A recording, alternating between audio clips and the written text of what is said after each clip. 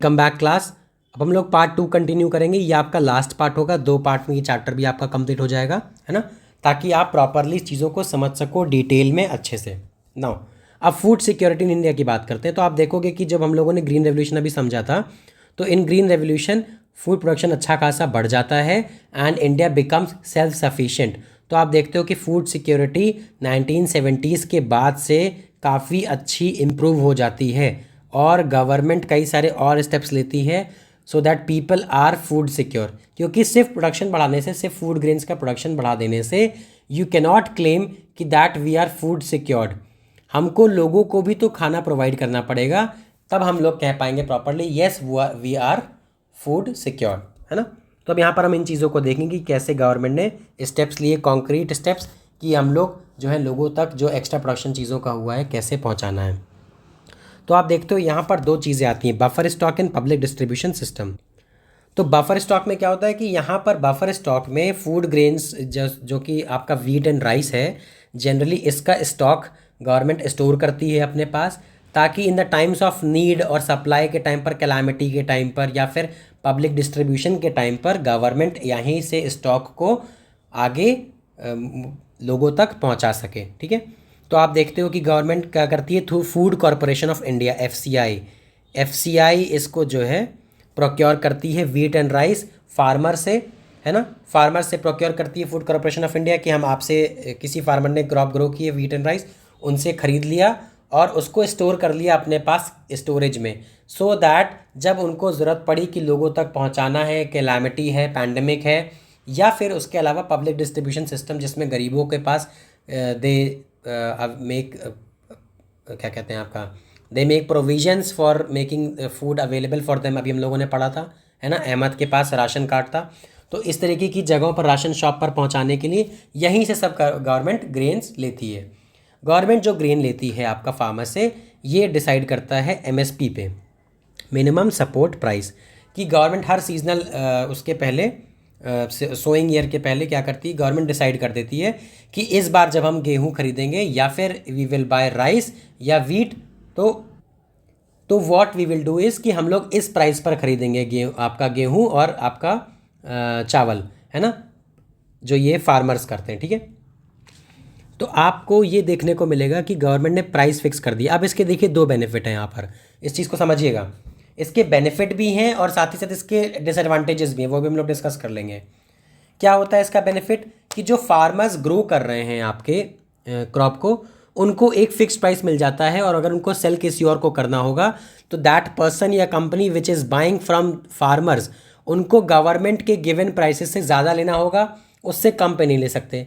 तो ऐसे क्या होता है कि फार्मर्स का भी फ़ायदा होता है कि अगर कोई और नहीं खरीद रहा है तो दे नो कि government will buy from them at fixed price, और वो प्राइस अच्छा प्राइस डिसाइड करती है गवर्नमेंट। और अगर किसी और को उनको सेल आउट करना होगा अपने वीट एंड राइस को, तो वो लोग क्या करेंगे कि वो लोग डिमांड करेंगे कि government is asking for this price, you need to pay us more than this, आप इससे नीचे नहीं पे कर सकते हो। गवर्नमेंट ने अगर 400 रुपये डिसाइड किया है तो सामने वाले को 450, 500, 600 जो भी बार्गेन कर पाए उस पर सेल आउट करना है, ना मतलब ख़रीदना है फार्मर से आपका फूड ग्रेन्स, बट वो 400 से नीचे नहीं खरीद सकता है। ठीक, ये चीज़ आपको क्लियर हो गई। इससे फार्मर्स का फ़ायदा हो गया। दूसरा फ़ायदा होता है लोगों का, जो poorest of the poor people है ना, जो पावर्टी में है, कि गवर्नमेंट क्या करती है, इन क्रॉप्स को जब खरीदती है तो government provide people with these food grains at a lower subsidised price, come reduced price पर गवर्नमेंट प्रोवाइड करती है इन लोगों को। जैसे राशन शॉप में हम लोगों ने देखा कि इतना केजी चावल, इतना केजी शुगर, ये सारा गवर्नमेंट प्रोक्योर कर लिया फार्मर से, एंड देन गवर्नमेंट ने पब्लिक डिस्ट्रीब्यूशन सिस्टम के थ्रू गरीब लोगों में उसको डिस्ट्रीब्यूट कर दिया एट लोअर कॉस्ट और हाफ द प्राइस। तो इससे दोनों का फ़ायदा हो गया, फार्मर्स का भी हो गया एंड पुअर पीपल का भी हो गया। ठीक है। साथ ही साथ आप देखोगे कि गवर्नमेंट इस पर जो है एकदम लोअर प्राइस करती है, तो इस प्राइस को बोलते हैं इशू प्राइस। इशू करना मतलब होता है जारी करना, है ना, तो इशू कर देना, आप समझ गए। तो इशू प्राइस गवर्नमेंट जो जिस पे गवर्नमेंट सेल करती है कम प्राइसेस पे राशन शॉप्स में, इसी को बोलते हैं इशू प्राइस। अब पब्लिक डिस्ट्रीब्यूशन सिस्टम क्या है, तो आप देखते हो कि जो पब्लिक डिस्ट्रीब्यूशन सिस्टम जो है, ये आपको इसी समझ में आ रहा होगा, पब्लिक डिस्ट्रीब्यूशन सिस्टम कि गवर्नमेंट ने क्या किया, एफसीआई ने जो खाना प्रोक्योर किया, जो आपके फूड ग्रेन प्रोक्योर किए, उन चीज़ों को पुअरर सेक्शंस तक पहुंचाने के लिए पब्लिक डिस्ट्रीब्यूशन सिस्टम बनाया कि हम राशन शॉप्स, इनको हम बोलेंगे फेयर प्राइस शॉप्स, है ना, राशन शॉप्स को also known as fair price shops, आप इनके थ्रू लोगों के पास फूड ग्रेन, शुगर, केरोसिन, है ना, ये सारी चीज़ें पहुंचाते हो कम प्राइस पे। तो गवर्नमेंट पब्लिक डिस्ट्रीब्यूशन सिस्टम में यही करती है कि उसने जो फूड प्रोक्योर किया फार्मर से, अब उसका काम है लोगों तक पहुंचाना, ताकि लोगों की फूड सिक्योरिटी बढ़े और कोई भूखा ना रहे, कोई हंगर या स्टारवेशन से किसी की डेथ ना हो। ठीक, इसके लिए गवर्नमेंट ने क्या कर रखा है, 3 तरीके के राशन कार्ड्स, अंत्योदय कार्ड जो पुअरेस्ट में, जो गरीबों में भी सबसे ज़्यादा गरीब होते हैं, जो पुअरेस्ट ऑफ द पुअर होते हैं, then BPL cards that is below poverty line and APL cards above poverty line. तो आप इस तरीके की चीज़ें यहाँ पर देखोगे। फिर देन यू विल सी कि गवर्नमेंट ने क्या किया कि राशनिंग का सिस्टम जो है 1940s में स्टार्ट हो गया था, वही बंगाल फेमिन की जो हम लोगों ने बात करी थी 1943 में। उसी के बाद से गवर्नमेंट ने डिसाइड कर लिया था कि हम लोगों को ऐसा काम करना है ताकि प्रॉब्लम जब आए तो हम लोगों को खाना प्रोवाइड कर सकें। तो आप देखते हो कि उस टाइम में सारी चीज़ें ऐसी स्टार्ट हुई और पब्लिक डिस्ट्रीब्यूशन सिस्टम वहीं से डेवलप होकर आगे बढ़ता है। ठीक है, साथ ही साथ गवर्नमेंट कई सारे एग्जाम्स करती है, प्रोग्राम्स इनिशिएट किए गवर्नमेंट ने, public distribution system for food grains, है ना। फिर आप देखते हो integrated child development services. Integrated child development services में यू विल सी कि गवर्नमेंट चाइल्ड के लिए, जो नर्सिंग मदर्स हैं उनके लिए प्रॉपर चीज़ें करती है so that they are also well nourished और वेल फेड। फिर साथ ही साथ फूड फॉर वर्क, इस तरीके के कई सारे प्रोग्राम्स निकालती है ताकि लोगों को जो गरीब हैं they are provided with nutritious food, they are provided with food security, और जिससे वो अपने बाकी कामों में ज़्यादा फोकस कर पाएँ। क्योंकि अगर किसी के पास खाने को होगा than that if the person's stomach is full, तो वो चीज़ों को ज़्यादा अच्छे से कर पाएगा, चीज़ों में ज़्यादा इन्वॉल्व हो पाएगा विद एनर्जी, है ना, कोई खाली पेट काम नहीं हो पाएगा। ठीक है, तो आपको गवर्नमेंट ने क्या किया, ये सारी चीज़ें करने के लिए अलग अलग प्रोग्राम्स निकाले। जो ये सारे प्रोग्राम्स हैं इनको हम लोग एक रिवीजन क्लास में डिस्कस कर लेंगे, क्योंकि इनसे आपको क्लियर हो जाएगा किस तरीके से गवर्नमेंट चीज़ें करती है इकोनॉमिकली इंप्रूव करने के लिए और फूड के सेंस में भी। फिर आप देखोगे कि नेशनल फूड सिक्योरिटी एक्ट 2013 आता है, इसमें भी गवर्नमेंट कहती है कि रूरल पॉपुलेशन में जो लोग हैं वो एलिजिबल कौन कौन से लोग होंगे फूड के लिए, जिनको ग्रेन्स मिलना चाहिए, अर्बन में किस तरीके के लोग हैं, ये सारी चीज़ें यहाँ पर डिस्कस होती हैं। अब क्या है कि पब्लिक डिस्ट्रीब्यूशन सिस्टम जब स्टार्ट हुआ था तो गवर्नमेंट सबको देती थी, है ना। अगर 100 पीपल हैं एक गांव में तो everybody got subsidised food grain, ठीक है, सबको। अगर कोई रिच है तो भी, कोई अगर जो है पुअर है तो भी, rich and poor. Rich as in कि कोई अगर जो क्या कहते हैं आपकी वेल्दी फैमिली भी है या फिर एक वेल टू डू फैमिली है, मिडिल क्लास फैमिली है जो अफोर्ड कर सकती है नॉर्मल प्राइसेस पे भी, उसको भी आपको मिलता था पीडीएस के थ्रू ये फूड ग्रेन्स। तो गवर्नमेंट ने क्या किया, यहाँ पे नॉन पुअर को भी मिलता था, पुअर को भी मिलता था। तो गवर्नमेंट ने क्या किया कि इस तरीके से क्या हो रहा था कि जो गवर्नमेंट का टारगेट था उससे डाइवर्ट हो रहे थे, एज इन की फूड सिक्योरिटी प्रोवाइड करानी है हमको पुअर लोगों को, क्योंकि non poor people can afford, और इससे गवर्नमेंट के रिसोर्सेज पर भी स्ट्रेन पड़ता है। जो चीज़ें हम अगर मान लेते हैं कि इन लोगों को 10-10 किलो चीज़ें दी जा रही, 10-10 केजी ग्रेन दिया जा रहा है, तो 10 केजी ये बाय कर सकते थे, बट इनको प्रॉब्लम होती थी। तो गवर्नमेंट ने सोचा कि क्यों ना हम इस 10 केजी को भी हटा दें सो दैट हम इनको भी एडिशनल प्रोवाइड कर सकें, because they can not afford. तो इस तरीके की चीज़ों के लिए गवर्नमेंट ने क्या किया कि पब्लिक डिस्ट्रीब्यूशन सिस्टम रिवैम्प्ड निकाला, है ना, आपका जून 1992 में। देन आप देखते हो कि जून 1997 में टारगेटेड पब्लिक डिस्ट्रीब्यूशन सिस्टम निकालते हैं कि सिर्फ पुअर जितने हैं कि हर स्टेट में जितने गरीब लोग हैं उन्हीं को टारगेटेड, देखो टारगेट मतलब होता है एक जगह पे फोकस कर लिया ना, तो टारगेट उनका था कि जितने गरीब लोग हैं, जितने पुअर हैं, सिर्फ उन्हीं पर फोकस करके we need to provide them with food grains, है ना। हमको सबको नहीं करना, हमको सिर्फ गरीब लोगों को देना है, ठीक है। जैसे रेमिडियल क्लासेस की अगर बात करें, आप लोग रिलेट कर पाओगे कि अगर मान लो जो बच्चा फेल हो रहा है तो रेमिडियल क्लासेस उसी की लगनी चाहिए। जो बच्चा ऑलरेडी 100 आउट ऑफ 100 पा रहा है, 90 पा रहा है, 95 पा रहा है, उसको रेमिडियल क्लासेस की नीड नहीं है ना। इस तरीके की चीज़ें, तो वही सिमिलर चीज़ें आपको यहाँ पर देखने को मिलेंगी। फिर आप देखते हो अंत्योदय योजना, है ना, अन्नपूर्णा स्कीम, इस तरीके की स्कीम्स लॉन्च होती हैं जिनके लिए स्पेशल टारगेट ग्रुप्स होते हैं कि हमको इसी ग्रुप को प्रोवाइड करना है, पुअरेस्ट ऑफ द पुअर। फिर आप देखते हो कि गवर्नमेंट ने जो है ये जो पीडीएस सिस्टम है इसका, पब्लिक डिस्ट्रीब्यूशन सिस्टम, ये इफ़ेक्टिव रहा है। क्यों? क्योंकि इससे क्या होता है कि गवर्नमेंट जब स्टॉक्स खरीद लेती है तो उसके पास एक बफर रहता है कि अगर मान लेते हैं मार्केट में ग्रेन की कमी हो गई तो गवर्नमेंट के पास ऑलरेडी ग्रेन है, तो गवर्नमेंट सप्लाई कर देगी, तो मार्केट में ग्रेन का प्राइस इंक्रीज़ नहीं होगा बहुत ज़्यादा, जो अगर स्टॉक ना होता तो इंक्रीज़ हो सकता था, है ना। इसका मतलब क्या हुआ? इसका मतलब ये हुआ कि अगर मार्केट में डिमांड है 100 केजी ग्रेन की और सप्लाई मान लेते हैं 50 केजी की है, तो आपका 50 केजी की डिमांड वो पूरी नहीं कर पाएगा। तो क्या करेंगे लोग जो मार्केट में है वो प्राइस बढ़ाने की कोशिश करेंगे कि इसमें प्रॉफिट कर लेते हैं कि हम प्राइस बढ़ा देते हैं, जो कोई अफोर्ड कर सकता है वो ले लेगा, जो नहीं कर पाएगा वो नहीं कर पाएगा। तो गवर्नमेंट इस केस में क्या करती है, वो एडिशनल 50 केजी एम्प्लॉय कर देगी कि ताकि सबके लिए फूड प्राइस बराबर रहें और सब लोग उसको एक्सेस कर पाएँ, फूड सिक्योरिटी मेंटेन रहे। ठीक, इस तरीके से आप देखोगे कि हंगर फेमीन को सारी चीज़ों को कवर करने में फूड पब्लिक डिस्ट्रीब्यूशन सिस्टम ने बहुत अच्छा रोल प्ले किया है।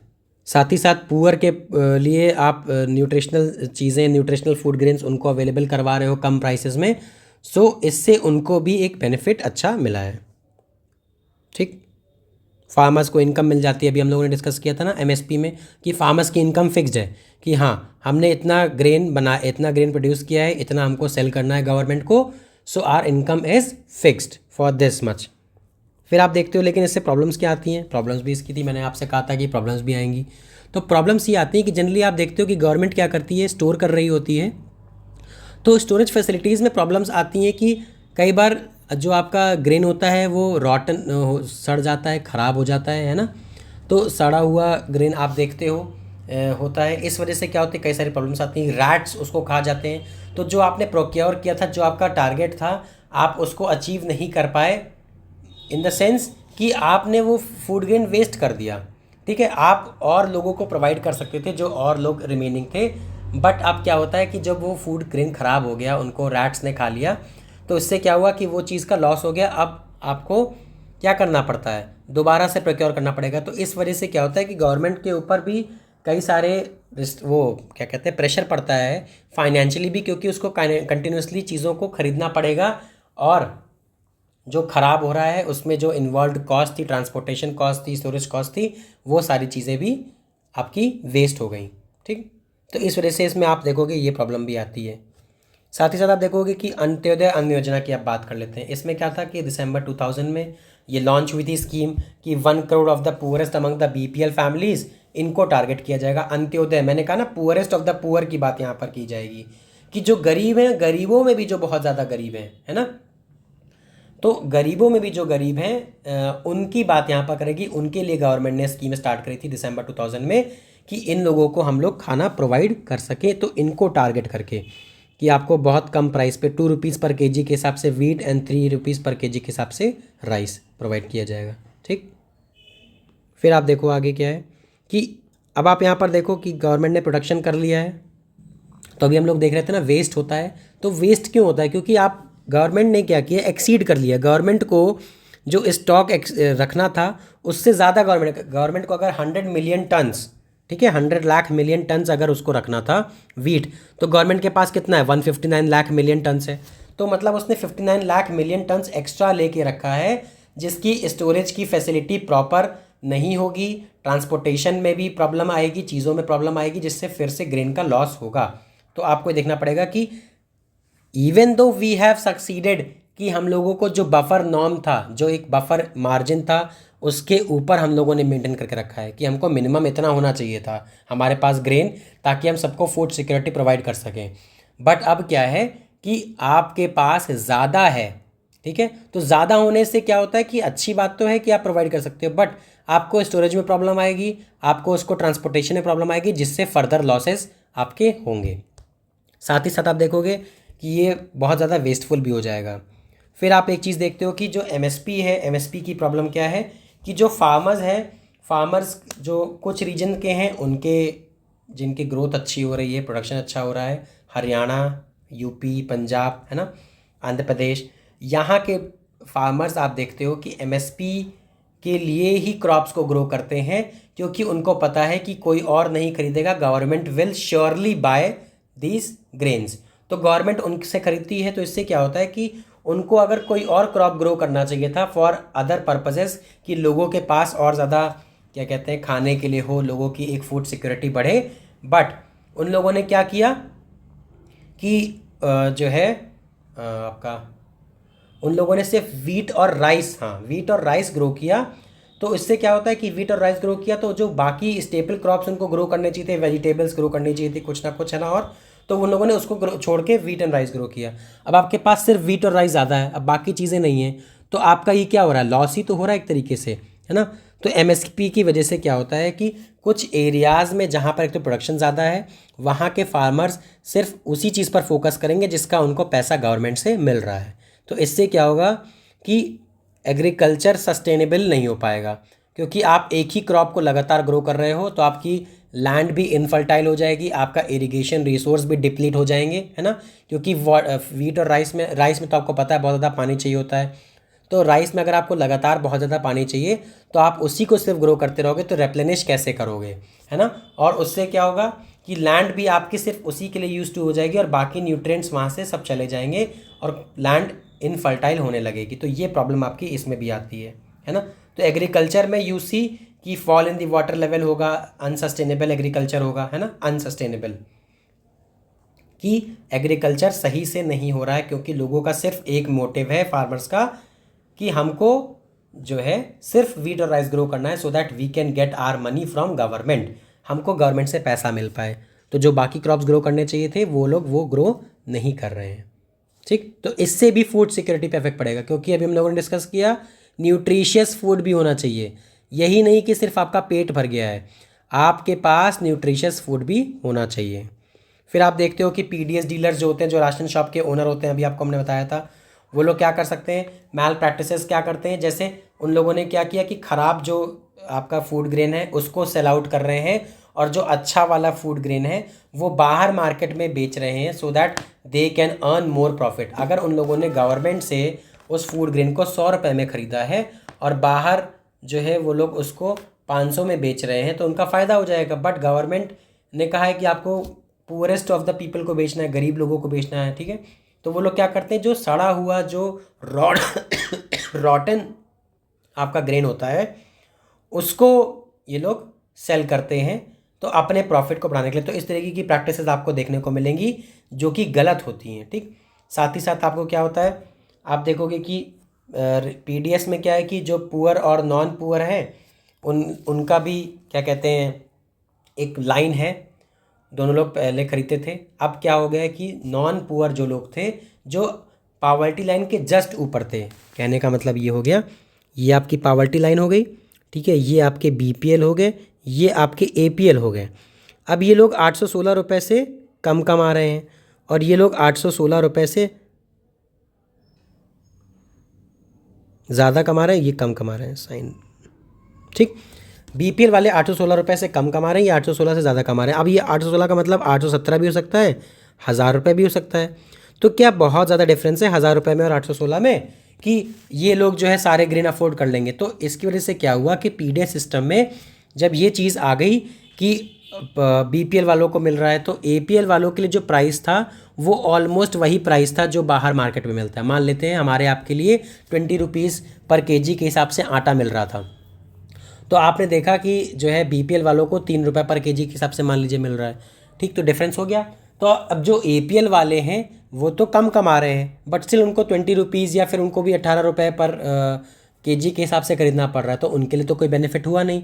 तो इस वजह से क्या होता है, पीडीएस में आपको प्रॉब्लम देखने को मिलेगी कि जो है large number of the people जो पहले ख़रीदते थे, क्योंकि पहले सबको होता था, कोई एक फिक्स्ड क्राइटेरिया नहीं था, तो अब वो लोग नहीं खरीद सकते हैं, तो वो लोग क्या करते हैं कि अब बाहर से ख़रीदते हैं और उनके पास ज़्यादा इंसेंटिव नहीं है चीज़ों को ख़रीदने का, तो they prefer two by it from the outside.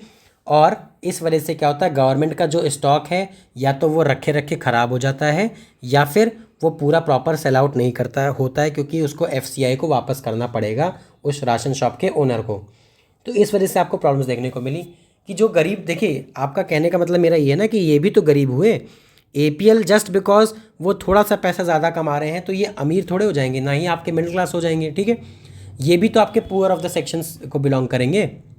But क्योंकि ये चीज़ एग्जिस्ट करती है इस वजह से इनको BPL वाले प्राइस पर फूड ग्रेन नहीं मिलता है। तो जब इनको BPL वाले प्राइस पे फूड ग्रेन नहीं मिलता है तो इनके लिए प्रॉब्लम आती है कि अब ये लोग को सेम प्राइस जो मार्केट में चल रहा होगा उसी से ख़रीदना पड़ेगा, जिससे उनके लिए फर्दर इश्यूज़ होंगे क्योंकि उनकी इनकम ऑलरेडी अच्छी नहीं है और ज़्यादा वो अफेक्ट होगी, ठीक। अब यहाँ पर कोऑपरेटिव्स की बात कर लेते हैं लास्ट में। कोऑपरेटिव्स का मतलब होता है कि जैसे आप 4-5 लोग मिल गए, आपका एक सिंपल सा मोटिव है, आपने उसी की मोटिव के अराउंड एक ग्रुप बना लिया और उसके लिए आपने क्या किया, कई सारी चीज़ें प्रॉपर करी कि हाँ हमारा पर्पज़ है कि फूड ग्रेन हमारा पर्पज़ है लोगों को प्रोवाइड कराना। तो हमने 4 लोगों ने मिलकर कोऑपरेटिव बनाया कि हम एक शॉप सेटअप करेंगे, गवर्नमेंट से फूड कम प्राइस पर प्रोक्योर करेंगे और यहाँ पर कम से कम प्राइस में लोगों को सेल आउट करेंगे सो that people can buy food at lower cost. तो हम लोगों का एक कोऑपरेटिव हो गया, एक एग्जाम्पल है। जैसे आपका दूसरा एग्जाम्पल अमूल है ना, जो अमूल आपका मिल्क आता है, आनंद मिल्क यूनियन लिमिटेड, अमूल का फुल फॉर्म ये है। अमूल जो आपका आता है आनंद मिल्क यूनियन लिमिटेड।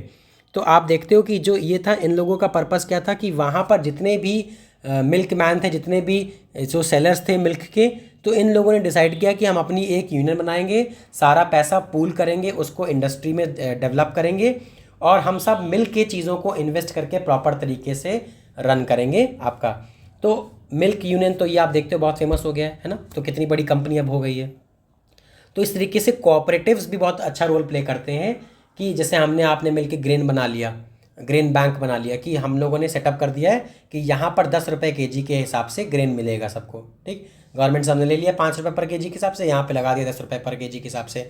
तो लोगों का भी फ़ायदा हो रहा है और कोऑपरेटिव्स का भी थोड़ा फ़ायदा हो रहा है। तो कोऑपरेटिव्स का पर्पज़ यही होता है कि एक कॉमन आइडिया के अराउंड चीज़ों को करना और उससे या तो लोगों का बेनिफिट करना है ना, ताकि जिनके पास बेनिफिट नहीं पहुंच पा रहा है उन तक पहुंच पाए इन दैट पर्टिकुलर रीजन।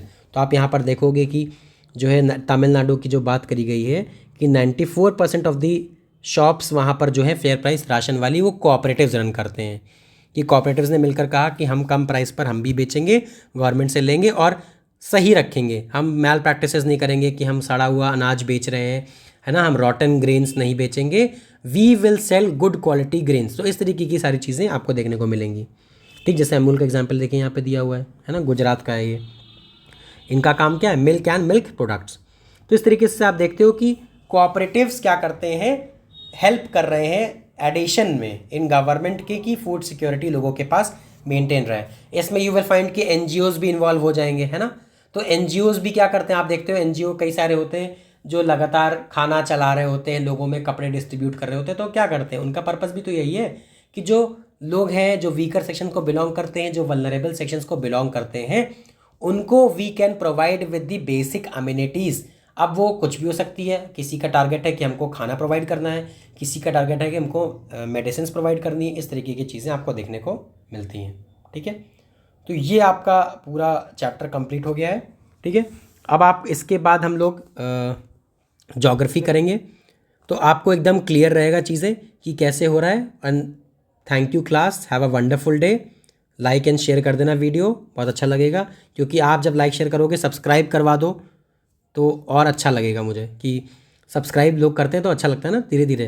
तो आप प्लीज़ अपने फ्रेंड्स को, फैमिली में जो हो उनको भेजिए, सेंड करिए, so that more and more people will subscribe to this channel और मैं ऐसे ही आपको अच्छे से पढ़ाता रहूँ। Thank you. ये पार्ट आपका एंड हो गया है।